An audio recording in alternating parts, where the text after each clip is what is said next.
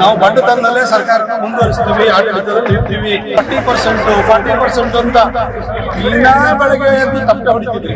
1 ವರ್ಷ 2 ತಿಂಗಳಾಯ್ತು ನೀವು ಅಧಿಕಾರಕ್ಕೆ ಬಂದು. ಕಾಂಗ್ರೆಸ್ನವರು ಅಂತಂದ್ರೆ ಬರೀ ಬೂಟಾಟಿಗೆ ಮಾತನಾಡುವಂತ ಸುಳ್ಳುಗಾರರು ಅಂತ ಹೇಳ್ಬಿಟ್ಟು ಚೆನ್ನಾಗಿ ಸಾಬೀತಾಗಿದೆ. ಕಾವೇರಿ ತಾಯಿ ಮಾತಾಡೋದು ಜನ ಇವತ್ತು ತಪ್ಪು ಮಾಡ್ಬಿಟ್ಟಿದ್ದಾರೆ. ಆದ್ರೆ ಆ ತಪ್ಪನ್ನು ಸರಿಪಡಿಸಿಕೊಡ್ಬೇಕು, ಮುಂದಿನ ಚುನಾವಣೆ ಕಾಯ್ಬೇಕು. ವೀಕ್ಷಕರೇ, 3ನೇ ದಿನದ ಬಿಜೆಪಿ ಹಾಗೂ ಜೆಡಿಎಸ್ ಪಾದಯಾತ್ರೆ ಮೈಸೂರು ಚಲೋ ಸಾಕಷ್ಟು ಬಿರುಸಿನಿಂದ ಸಾಗಿ ಬರ್ತಾ ಇದೆ. ಅದೇ ರೀತಿ ಮೈಸೂರು ಮಾಜಿ ಸಂಸದರಾದಂತಹ ಪ್ರತಾಪ್ ಸಿಂಹ ಅವರು ಕೂಡ ಅದೇ ರೀತಿ ಬಿರುಸಿನ ಹೆಜ್ಜೆ ನೀಡ್ತಾ ಇರುವಂತದ್ದು. ನಮ್ಮ ಜೊತೆ ಮಾತಾಡೋಕ್ಕಾಗಿ ಪ್ರತಾಪ್ ಸಿಂಹ ಅವರು, ಸರ್ ನಮಸ್ತೆ. 3ನೇ ದಿನಕ್ಕೆ ಕಾಲಿಟ್ಟಿದೆ. ಪ್ರಥಮ ದಿನ ಈ ಒಂದು ಪಾದಯಾತ್ರೆಯನ್ನ ಆರಂಭದ ದಿನ ಹೇಗಿತ್ತು ಅಂತಂದ್ರೆ ಅದೇ ಜೋಶದೊಂದಿಗೆ ಇವತ್ತು ಕೂಡ ಹೆಜ್ಜೆ ಆಗ್ತಾ ಇರುವಂತದ್ದು. ಏನ್ ಹೇಳತ್ತೀರಾ? ರಾಜ್ಯಾಧ್ಯಕ್ಷರಾಗಿರುವಂತಹ ಬಿ.ವೈ. ವಿಜೇಂದ್ರ ಅವರು ಹಾಗೂ ಜೆಡಿಎಸ್ ಮೈತ್ರಿಯೊಂದಿಗೆ ಈ ಒಂದು ಪಾದಯಾತ್ರೆಯನ್ನು ಮೈಸೂರಿಗೆ ಕೈಗೊಂಡಿದೆ. ಪ್ರತಿನಿತ್ಯನೂ ಕೂಡ ಸಾವಿರಾರು ಜನ ಬಂದು ಪಾದಯಾತ್ರೆಯಲ್ಲಿ ಭಾಗಿಯಾಗ್ತಿದ್ದಾರೆ. ರಾಜ್ಯದ ವಿವಿಧ ತಾಲೂಕುಗಳಿಂದ ಬರ್ತಾ ಇದ್ದಾರೆ. ನಮ್ಮ ಕಾರ್ಯಕರ್ತರು ಕೂಡ ಬಹಳ ಉತ್ಸಾಹಿತರಾಗಿದ್ದಾರೆ. ಖಂಡಿತ ಈ ಪಾದಯಾತ್ರೆ ಮೂಡ ಮತ್ತು ಸಮಾಜ ಕಲ್ಯಾಣ ಇಲಾಖೆ ಹಗರಣವನ್ನ ಒಂದು ತಾರ್ಕಿಕ ಅಂತ್ಯಕ್ಕೆ ತೆಗೆದುಕೊಳ್ಳುವಲ್ಲಿ ಇದು ಯಶಸ್ವಿಯಾಗುತ್ತೆ ಅಂತ ನನಗೆ ಅನ್ಸುತ್ತೆ. ಸರ್, ಅದು ರಾಜ್ಯ ಸರ್ಕಾರದ ಹಗರಣಗಳು ಇದು ಅನ್ನುವಂಥದ್ದು ಏನೇ ಇದ್ರು ಕೂಡ ತಮ್ಮ ಪಾದಯಾತ್ರೆ ಒಂದಷ್ಟು ಶ್ರಮ ಹಾಕಿ ತಾವು ಪಾದಯಾತ್ರೆ ಮಾಡ್ತಾರೆ. ಅದು ಈಗಿನ ಕಾಲಮಾನಕ್ಕೆ. ಆದರೆ ಕಾಂಗ್ರೆಸ್ ನಾಯಕರು ಹೇಳ್ತಾ ಇರುವಂತದ್ದು, ತಾವು ಮೈಸೂರಿನವರೆಗೆ ಏನು ಪಾದಯಾತ್ರೆ ಬಿಡಿ, ಎಲ್ಲಿವರೆಗೆ ಪಾದಯಾತ್ರೆ ಮಾಡಿದ್ರು ಕೂಡ ನಮ್ಮ ಸರ್ಕಾರವನ್ನು ಅಲ್ಲಾಡಿಸೋಕ್ಕಾಗಲ್ಲ, ನಮ್ದು ಸ್ಥಿರ ಸರ್ಕಾರ ಅನ್ನುವಂಥದ್ದು. ಏನ್ ಹೇಳಿದ್ರು ಸರ್? ಮಾತಿನ ಅರ್ಥ ಅಷ್ಟೇ. ನೀವು ಮೈಸೂರವರೆಗಾದ್ರೂ ಪಾದಯಾತ್ರೆ ಕೈಗೊಳ್ಳಿ, ಡೆಲ್ಲಿವರೆಗಾದ್ರೂ ಪಾದಯಾತ್ರೆ ಹೋಗಿ, ನಾವು ಬಂಡು ಬಿದ್ದೋಗಿದ್ದೀವಿ, ನಾವು ಬಡತನದಲ್ಲೇ ಸರ್ಕಾರನ ಮುಂದುವರಿಸ್ತೀವಿ, ಆಡಳಿತದಲ್ಲಿ ಇರ್ತೀವಿ ಅಂತ ಹೇಳ್ತಿದ್ರೆ ಅದು ಅವರ ಬಡತನವನ್ನು ತೋರಿಸುತ್ತೆ. ಸಾರ್ವಜನಿಕರ ಅಭಿಪ್ರಾಯಕ್ಕೆ ಯಾವುದೇ ಮನ್ನಣೆಯನ್ನು ಅವ್ರು ಕೊಡ್ತಾ ಇಲ್ಲ, ಅದನ್ನ ಲೆಕ್ಕಿಸ್ತಾ ಇಲ್ಲ ಅನ್ನೋದಕ್ಕೆ ಇನ್ನೂ ಒಂದು ಸಾಕ್ಷಿಯಾಗಿದೆ ಅಂತ ಹೇಳಿ ಬಯಸ್ತೀನಿ. ಅದೇ ರೀತಿ ಸಿದ್ದರಾಮಯ್ಯ ಸಾಹೇಬರು ಮತ್ತು DK ಅವರು ಇಬ್ಬರಿಗೂ ಹೇಳಿ ಬಯಸ್ತೀನಿ.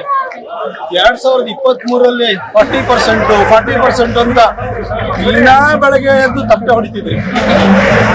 PSM ಅಂತಂದ್ರಿ, PSI ಹಗರಣ ಅಂತಂದ್ರಿ, ಬಿಟ್ಕಾಯಿನ್ ಅಂತಂದ್ರಿ. 1 ವರ್ಷ 2 ತಿಂಗಳಾಯ್ತು ನೀವು ಅಧಿಕಾರಕ್ಕೆ ಬಂದು.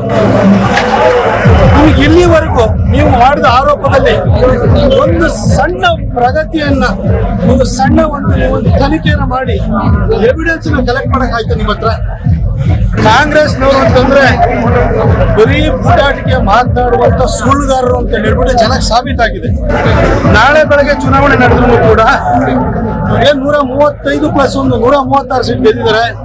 36 ಇಳಿದೋಗ್ತಾರೆ.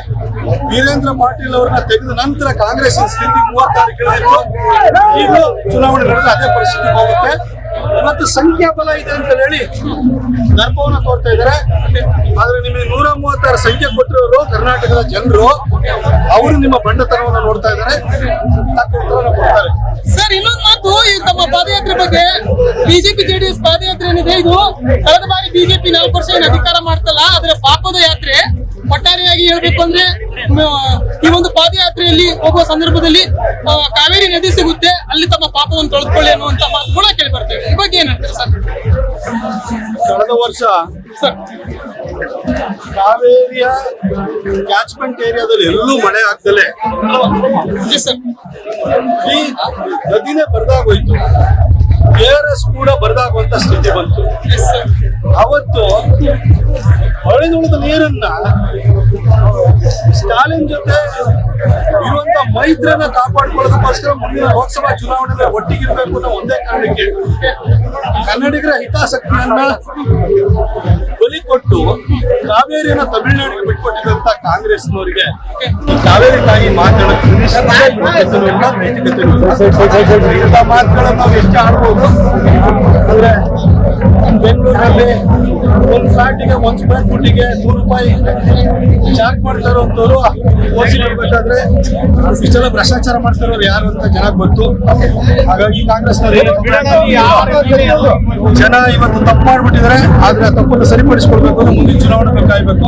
ಆ ಚುನಾವಣೆ ಬರ್ಲಿ ಅಂತ ಕಾಯ್ತಾ ಇದ್ರೆ ಕಾಂಗ್ರೆಸ್ ಫೈನಲಿ ಸರ್, ಕಾಂಗ್ರೆಸ್ ಜನಾಂದೋಲನ ವರ್ಸಸ್ ಏನು ಮೈತ್ರಿಯ ಈ ಒಂದು ಪಾದಯಾತ್ರೆ ಅನ್ನುವಂಥದ್ದು ಈಗ ಟ್ರೆಂಡಿಂಗ್ ಅಲ್ಲಿ ಇರುವಂತದ್ದು ಸರ್, ಏನ್ ಹೇಳ್ತೀರಾ? ಕಾಂಗ್ರೆಸ್ನವರಿಗೆ ಮೊನ್ನೆ ಅಷ್ಟೇ ಲೋಕಸಭಾ ಚುನಾವಣೆಯಲ್ಲಿ ಜನ ಎಚ್ಚರಿಕೆ ಕೊಟ್ಟಿದ್ದಾರೆ.